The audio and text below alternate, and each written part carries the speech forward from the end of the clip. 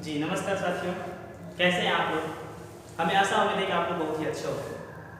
जैसा कि साथियों हमने कुछ दिन पहले बताया था कि मैं जल्द ही आप लोगों के बीच फिर से अपनी सभी ऑनलाइन क्लासेस स्टार्ट कर चुका हूं। और हुआ भी ऐसा, हमने अपनी सारी की सारी ऑनलाइन क्लासेस स्टार्ट कर दी और हमने कुछ वीडियो अपलोड भी कर दी है, लेकिन बीच में कुछ परेशानियां आ जाने के कारण से वीडियो अपलोड नहीं कर रहे थे। लेकिन फिर से हम आज से स्टार्ट कर रहे हैं अपने वादे के मुताबिक सभी ऑनलाइन क्लास। वैसे स्टार्ट हो चुकी है, लेकिन अब जो हम स्टार्ट करेंगे वो चैप्टर वाइज करके हर एक टॉपिक को क्लियर कराएंगे, मतलब हर एक बुक को कंप्लीट करने का प्रयास करेंगे। जितना भी बुक हो 8, 9, 10 तीनों क्लास के सभी किताबों को मैं जितना भी चैप्टर वाइज करके जो भी चीज दिया होगा हर एक चीज को कंप्लीट कराऊंगा। देखिए दोस्तों, आज मैं क्या किया हूँ, क्लास 8 से, हाँ साथियों, क्लास 8 का जो साइंस है भारतीय भौतिक से, उस साइंस के पहला चैप्टर लेकर के आया हूं और इसके विषय में आज मैं एक्सप्लेन करूंगा। देखिए सबसे पहले जानेंगे कि क्लास 8 का जो पहला चैप्टर है उसका नाम है फसल उत्पादन एवं प्रबंधन।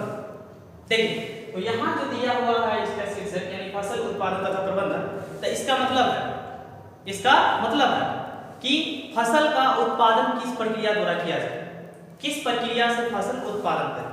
अब प्रबंधन का मतलब होता है बचाव। यदि हम लोग कृषि जो उत्पादन करते हैं तो उसके बचाव के विषय में जरूर सोचते हैं।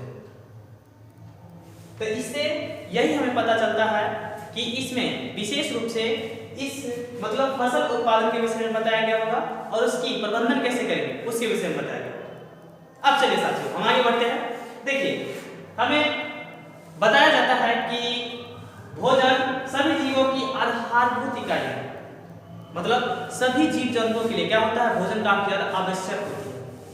भोजन की काफी ज्यादा आवश्यकता होती है क्योंकि भोजन के बिना कोई जीवित नहीं हो सकता, नहीं रह सकता। देखिए इसलिए कहा जाता है कि सभी जीवों की वृद्धि तथा विकास के लिए भोजन आवश्यक है। मतलब जितने भी जीव हैं इस पृथ्वी पर, जितने भी जीव हैं सभी को वृद्धि के लिए क्या आवश्यक है, भोजन आवश्यक है। हाँ जी साथियों, क्या आवश्यक है, भोजन। यदि सभी जीवों को भोजन नहीं मिलेगा तो उसमें वृद्धि नहीं हो पाएगी। इसलिए कहा जाता है कि जीव जंतुओं की वृद्धि के लिए क्या आवश्यक है, तो भोजन आवश्यक है। अब देखिए कहा जाता है कि हमें भोजन से ऊर्जा प्राप्त होती है। क्या प्राप्त होती है, भोजन से ऊर्जा, और इसी ऊर्जा के कारण हम किसी भी कार्य को कर सकते हैं, यानी कि कर पाते हैं। यदि हमारे अंदर ऊर्जा नहीं होगी तो बिना ऊर्जा के हम लोग किसी भी प्रकार के कार्य को नहीं कर सकते। इस ऊर्जा के कारण ही हम लोग क्या कर पाते हैं, किसी भी कार्य को कर पाते हैं। जैसे अब हम पढ़ा रहे हैं तो किस कारण से पढ़ा रहे हैं, हमारे अंदर ऊर्जा है जिसके कारण से हम क्या कर पा रहे हैं, आप लोगों को पढ़ा पा रहे हैं। यदि हमारे अंदर ऊर्जा नहीं रहती तो मैं आप लोगों को नहीं पढ़ा पाता। लेकिन अब अभी हमारे अंदर क्या है, ऊर्जा भरा हुआ, जिसके कारण मैं क्या कर रहा हूँ, आप लोगों को पढ़ा रहा हूँ। अब देखिए कहा जाता है कि ऊर्जा की आवश्यकता इसलिए होती है क्योंकि ऊर्जा की सहायता से पाचन होता है, शोषण और उत्सर्जन होता है। ऊर्जा की सहायता से क्या क्या होता है, पाचन होता है, शोषण और उत्सर्जन होता है। यदि हमारे अंदर ऊर्जा न रहे तो पाचन न हो पाएगा, शोषण ले पाएंगे और ना ही उत्सर्जन हो पाएगा। और यदि ऊर्जा है तो ऊर्जा के कारण ही हम पाचन करते हैं, शोषण करते हैं और उत्सर्जन करते हैं। अब देखिए कहा जाता है कि हमें भोजन से ऊर्जा तो प्राप्त होती है, साथ में हमें विभिन्न प्रकार के प्राप्ति होती है, जैसे कि कार्बोहाइड्रेट, यानी कि जब हम भोजन करते हैं तो उस भोजन के दौरान हमें कार्बोहाइड्रेट की प्राप्ति होती है, प्रोटीन की प्राप्ति होती है, वसा की प्राप्ति होती है, खनिज की प्राप्ति होती है और विटामिन की प्राप्ति होती है, साथ ही साथ जल की प्राप्ति होती है। हाँ जी साथियों, हमें भोजन करने से क्या क्या प्राप्त होता है, कार्बोहाइड्रेट, प्रोटीन, वसा, खनिज, विटामिन तथा जल की प्राप्ति होती है। अब देखिए कहा जाता है कि हरे पौधे स्वयं यानी खुद की सहायता से, स्वयं मतलब खुद की सहायता से, कहा जाता है कि हरे पौधे खुद के बल पर क्या करता है, भोजन बनाता है भी क्या करते हैं, प्रकाश संश्लेषण के द्वारा क्या करते हैं, पेड़ पौधे अपना भोजन खुद के बल पर बनाते हैं। लेकिन वैसे पेड़ पौधे में भी कई प्रकार के पेड़ पौधे होते हैं। जैसे कि कहा जाता है कि कुछ ऐसे पेड़ पौधे होते हैं जो खुद की सहायता से अपना भोजन बनाते हैं। कुछ ऐसे पेड़ पौधे होते हैं जो क्या करते हैं, खुद की सहायता से अपना भोजन बनाते हैं। तो वैसे पेड़ पौधों को कहा जाता है स्वपोषी। क्या कहा जाता है? स्वपोषी। स्वपोषी मतलब क्या? स्व मींस खुद, पोषी मतलब पालन पोषण करना, यानी कि जो खुद की सहायता से अपना पालन पोषण करता है, अपना खुद में वृद्धि करता है, तो उसी को कहा जाता है स्वपोषी। क्या कहा जाता है? स्वपोषी, यानी कि जो खुद की सहायता से अपना पालन पोषण करे, अपनी खुद की सहायता से अपना पोषण करे, उसी को कहा जाता है स्वपोषी। तो स्वपोषी के विषय में आपको बस इतना याद रखना है कि वैसे जीव जंतु या फिर पौधे जो खुद की सहायता से भोजन बनाता है, उसको क्या कहा जाता है? स्वपोषी। और इसी में एक आता है परपोषी। क्या आता है? परपोषी। परपोषी के मतलब होता है दूसरे पर निर्भर रहना, दूसरे पर क्या रहना? आश्रित होना, यानी कि वैसे पेड़ पौधे या फिर जीव जंतु कह सकते हैं जो खुद की सहायता से भोजन न बनाकर किसी अन्य पर निर्भर हो। क्या बोले हमने? कि जो खुद की सहायता से भोजन न बना करके किसी अन्य पर निर्भर हो, तो वैसे को कहा जाता है परपोषी। क्या कहा जाता है? परपोषी। और एक और आता है जो सड़े गले पेड़ पौधों पर या फिर सड़े गले पदार्थों पर निर्भर होता है, उसको कहा जाता है मृतजीवी। तीसरा यहाँ ऐड कर सकते हैं, क्या होता है? मृतजीवी, जो कि आपके इस 8th क्लास की बुक में मृतजीवी के विषय में ज्यादा जिक्र नहीं किया गया। फिर भी आपको याद रखना है कि एक मृतजीवी भी होता है जो सड़े गले पेड़ पौधों या फिर सड़े गले पदार्थों पर निर्भर होता है, उनसे अपना भोजन ग्रहण करता है, सड़े हुए चीजों से अपना भोजन बनाते हैं, यानी अपना पालन पोषण करते हैं, तो उसी को कहा जाता है मृतजीवी। समझ में आ गया?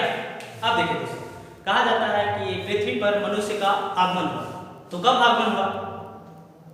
ऐसा कहा जाता है कि पृथ्वी पर मनुष्यों का आगमन आज से 150,000 वर्ष पहले हुआ।